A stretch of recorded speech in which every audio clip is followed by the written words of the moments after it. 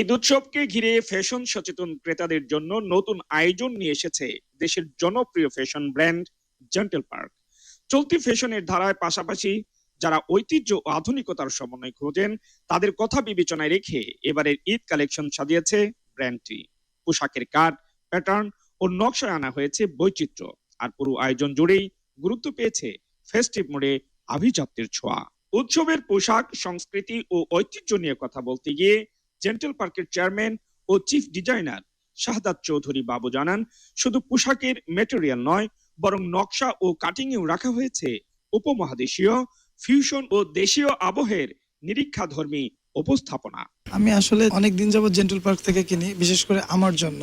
হ্যাঁ, এবার আমি বিবাহ করছি, তো বোর জন্য দেখতে আসছি।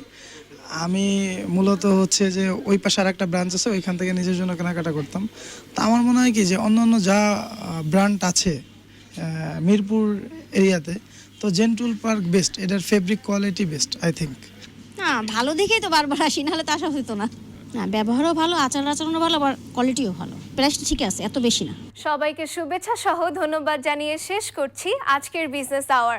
শিল্প, বাণিজ্য ও কর্পোরেট দুনিয়ার সব খবর জানতে আমাদের সঙ্গেই থাকুন চ্যানেল আইয়ের সাপ্তাহিক আয়োজন চ্যানেল আই বিজনেস আওয়ারে। পরবর্তী পর্ব পর্যন্ত ভালো থাকুন, সুস্থ থাকুন।